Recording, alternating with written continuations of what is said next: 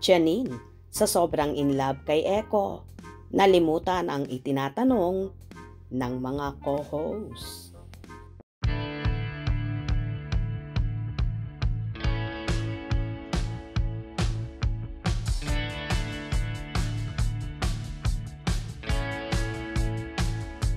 Sa naging guesting nga sa asap natin to na mga bida sa hit seryeng Lavender Fields, ang lovely couple na sina Jericho Rosales at Janine Gutierrez.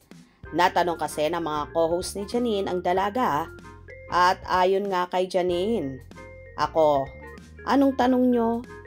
Hindi, anong reaction mo sa Lavender Fields?" Sagot naman ni Janine, "Sobrang grateful ako talaga.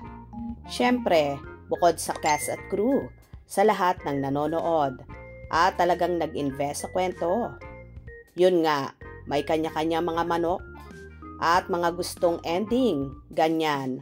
Kaya sobrang saya din kasi napakalawak na mga pwede pang mangyari. Kaya excited ako na malaman nila kung paano ba talaga magtatapos ang kwento ni Lavender Fields. Iba-iba ka talaga, Irish." Sundot naman ang mga co-hosts. Sagot naman ulit ni Janine, "Oo nga kaya sakit talaga ng ulo si Irish." So thank you guys sa lahat ng nanood. Ako, ano ba yung tanong niyo? Hindi, anong reaction?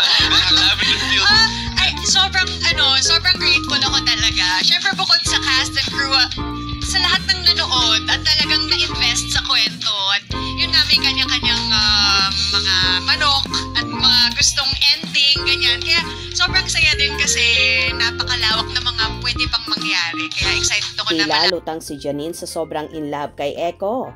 Kaya naman nalimutan na ang mga itinatanong sa kanya ng kanyang mga co-hosts.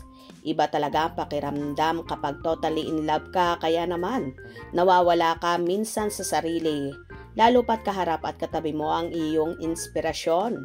Well, sino ba naman ang hindi mababaliw at mai-in love sa napakagwapong Mr. Pogi ng Marikina na si Jericho Rosales? Bukod sa sobrang bait, abay napaka down to earth pa. Mapagmahal, maalaga pa siya.